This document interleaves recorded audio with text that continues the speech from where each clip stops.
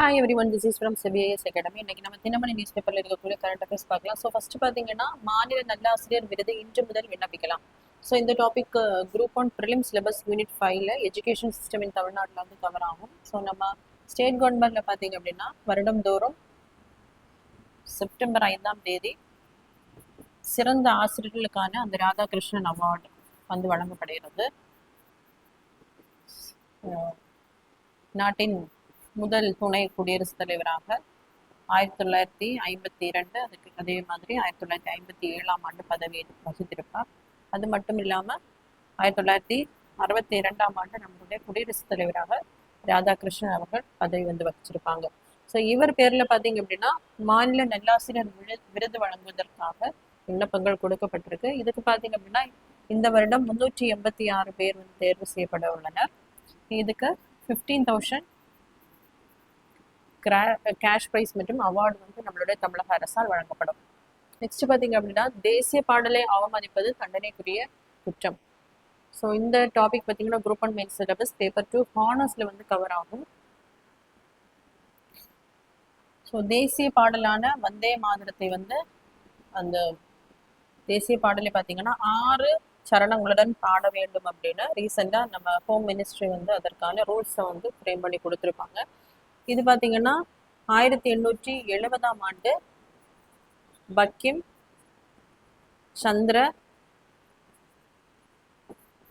சட்டோபதே அவர்களால் இந்த பாட்டு வந்து எழுதப்பட்டிருக்கும். அதுக்கப்புறமா பார்த்தீங்க அப்படின்னா அவருடைய நாவலான 1882ஆம் ஆண்டு அவருடைய நாவலான ஆனந்த மடத்துல இதை வந்து பப்ளிகேஷன் பண்ணியிருப்பாங்க. அதன் பிறகு பார்த்தீங்க அப்படின்னா 1896ஆம் ஆண்டு காங்கிரஸ் கல்கட்டா செக்ஷன்ல பார்த்தீங்கன்னா முதலாக ரவீந்திரநாத் டாகூர் அவர்கள் இந்த நேஷனல் சாங்கை வந்து பாடியிருப்பாங்க. குறிப்பாக பார்த்தீங்கன்னா இந்த 2005 அந்த பெங்கால் பார்ட்டிஷன் விளைவாக நமக்கு பார்த்தீங்கன்னா சுதேசி மூவ்மெண்ட்டை கொண்டு வரும்போது இந்த காலகட்டத்தில் இந்த வந்தே மாதரம் சாங் பார்த்தீங்கன்னா மக்களிடையே ஒரு பெரிய எழுச்சியை வந்து ஏற்படுத்தி இருக்கும். மக்களுக்கு அந்த நம்மளுடைய இந்தியா அப்படிங்கிற ஒரு பற்றை வந்து இந்த வந்தே மாதரம் சாங் வந்து ஏற்படுத்தி கொடுத்துருக்கும். அதுக்கப்புறமா 1937ஆம் ஆண்டு பார்த்தீங்கன்னா காங்கிரஸ் இதை அஃபிஷியலாக அவங்களுடைய நேஷ்னல் சாங்கை வந்து அக்செப்ட் பண்ணியிருப்பாங்க. ஸோ தற்போது பார்த்தீங்க அப்படின்னா இப்போ ஒரு ஸ்டேட் விழாக்களில் ஃபர்ஸ்ட் வந்து மாநில அரசினுடைய பாடல் வந்து பாட வேண்டும். இரண்டாவதாக பார்த்தீங்க அப்படின்னா இந்த வந்தே மாதரம் சாங்கை, மூன்றாவதாக பார்த்தீங்க அப்படின்னா நமக்கு நம்மளுடைய நேஷனல் ஆந்தத்தை வந்து பாடணும். ஸோ இப்போதான் நடைமுறைகள் இருக்கு. ஸோ இந்த நேஷனல் ஆந்தம் மற்றும் நேஷனல் ஃபிளாக், ஸோ நம்ம directive principles of state policy நம்ம கான்ஸ்டியூஷன்ல பார்த்தீங்கன்னா பகுதி 4ல் 4A ஃபண்டமெண்டல் டியூட்டிஸ், ஸோ மக்களுடைய கடமைகள் என்னென்ன அப்படின்னு நமக்கு 42வது சட்ட திருத்தம் 1976ல் ஸ்வரன் சிங் கமிட்டி அடிப்படையில் பார்த்தீங்கன்னா நமக்கு ஒரு 10 அடிப்படை கடமைகள் வந்து ஆட் பண்ணியிருப்பாங்க. அதுக்கப்புறமா 86th கான்ஸ்டியூஷன் அமெண்ட்மெண்ட்ல 11வது அடிப்படை கடமைகள் வந்து ஆட் பண்ணப்பட்டிருக்கும். இதுல பார்த்தீங்க அப்படின்னா 51A இருக்கக்கூடிய ஃபர்ஸ்ட் கிளாஸ் என்னன்னா டு அபைட் தி கான்ஸ்டியூஷன். நம்ம கான்ஸ்டியூஷனை நம்ம என்ன பண்ணணும், கடைபிடிக்கணும். அதே மாதிரி ஐடியல்ஸ் நம்ம நாட்டினுடைய ஐடியல்ஸ் இன்ஸ்டிடியூஷன்ஸ், அதே மாதிரி நேஷனல் ஆந்தம், இதையெல்லாம் கடைபிடிக்க வேண்டியது நம்மளுடைய கடமை அப்படின்னு நம்மளுடைய அடிப்படை கடமைகளில் வந்து கான்ஸ்டியூஷன்ல ரிஜிஸ்டர் பண்ணியிருக்காங்க. ஸோ இது ரிலேட்டடாக பார்த்தீங்க அப்படின்னா நமக்கு prevention of insult to honour act 1971ல கொண்டு வந்திருப்பாங்க. அதாவது இந்த சட்டத்தின்படி பார்த்தீங்க அப்படின்னா நேஷனல் ஆந்தத்தையோ இல்லைன்னா நேஷனல் ஃபிளாகை யாராவது அவமானப்படுத்தினார்கள், அதற்கு களங்கம் விளைவிக்கும் பொருட்டு யாராவது நடந்தாங்கன்னா இந்த சட்டத்தின்படி அவங்களுக்கு வந்து தண்டனை கொடுக்கப்படும். தற்போது பார்த்தீங்கன்னா இது 1971ஆம் ஆண்டு கொண்டு வந்திருப்பாங்க. இதுல என்ன பண்ண போறாங்க அப்படின்னா வந்தே மாதரம் சாங்கையும் ஆட் பண்ண போறாங்க. அதாவது நம்மளோட நேஷனல் சாங்கையும் யாராவது களங்கம் பண்ணாங்கன்னா அவங்களுக்கு எதிராகவும் இந்த சட்டம் பாயும் அப்படின்னு சொல்லக்கூடியதான் இந்த 2026ல கொண்டு வர போகக்கூடிய அமெண்ட்மெண்ட். ஸோ இந்த வந்தே மாதரம் பாடலை பார்த்தீங்கன்னா யாராவது களங்கம் விளைவிச்சாங்கன்னா இதுல வந்து 3 வருஷம் ஜெயிலு, அதே மாதிரி ஃபைனும் வந்து இந்த சட்ட திருத்தத்தின்படி நடவடிக்கை மேற்கொள்ளப்படும். அடுத்ததான் ஒடிசா பூரி ஜெகநாதர் ரத யாத்திரை கோலாகலம்.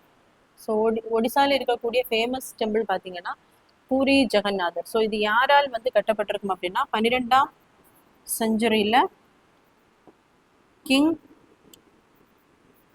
அனந்தராமன்.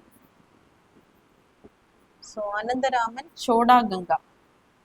சோடா கங்காவால கட்டப்பட்டிருக்கும். இவர் பார்த்தீங்க அப்படின்னா ஈஸ்டர்ன் கங்கா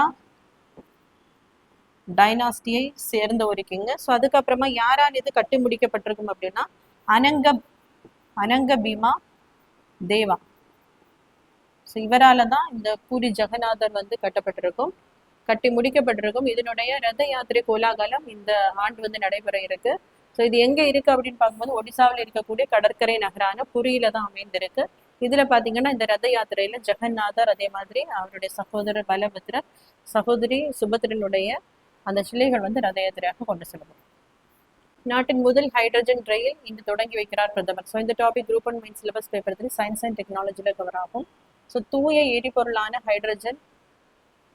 ஹைட்ரஜனால் இயங்கக்கூடிய அந்த ரயில பாத்தீங்கன்னா முதல் சேவையை நம்மளுடைய பிரதமர் அவர்கள் திறந்து வச்சிருக்காங்க. ஸோ எங்க அப்படின்னு பார்க்கும்போது ஹரியானா மாநிலத்தில் இருக்கக்கூடிய ஜிந்த் சோனிபட்.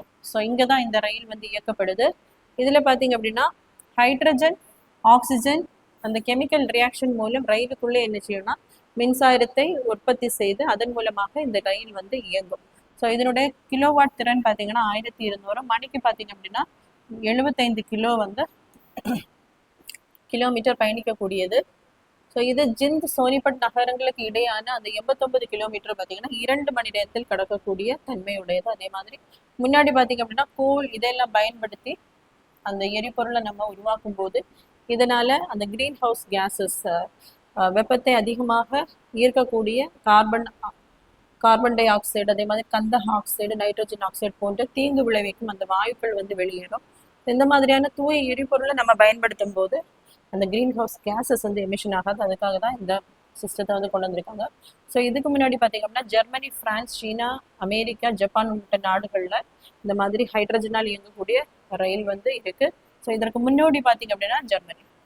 ஸோ நெக்ஸ்ட் பார்த்தீங்க அப்படின்னா உச்சநீதிமன்ற நீதிபதிகளின் எண்ணிக்கை உயர்வு, அவசர சட்டத்திற்கு மாற்றான மசோதா மழைக்கால கூட்டத்தொடரில் தாக்கல். ஸோ இந்த topic group 1 main syllabus paper 3 பாலிட்டியில் சுப்ரீம் கோர்ட்ல வந்து கவர் ஆகும். ஸோ நம்ம ஒரிஜினல் கான்ஸ்டியூஷன்ல பார்த்தீங்க அப்படின்னா ஆர்டிகல் 124 இதுல மொத்த சுப்ரீம் கோர்ட்டினுடைய ஜட்ஜுகளுடைய எண்ணிக்கை 8 சொல்லப்பட்டிருக்கும். அதுக்கப்புறமா பார்த்தீங்கன்னா அந்த ஒர்க்லோடுக்கு ஏற்றது மாதிரி என்ன பண்ணலாம் அப்படின்னா பார்லிமெண்ட் நினைச்சால் இந்த ஜட்ஜஸ்னுடைய எண்ணிக்கை வந்து அதிகரிக்கலாம். ஸோ அந்த அதிகாரம் வந்து பாராளுமன்றத்திற்கு. அதுக்காக பார்த்தீங்க அப்படின்னா சுப்ரீம்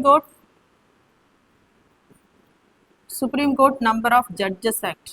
ஸோ இது 1956 ஆண்டு வந்து கொண்டு வரப்பட்டிருக்கும். ஸோ அதன் அடிப்படையில் பார்த்தீங்க அப்படின்னா 1956 ஆண்டு எண்ணிக்கை வந்து 11 அதிகரிக்கப்பட்டிருக்கும். 1960 ஆண்டு மேலும் 14 அதிகரிக்கப்பட்டிருக்கும். 77 பார்த்தீங்க அப்படின்னா 18 அதிகரிக்கப்பட்டிருக்கும்.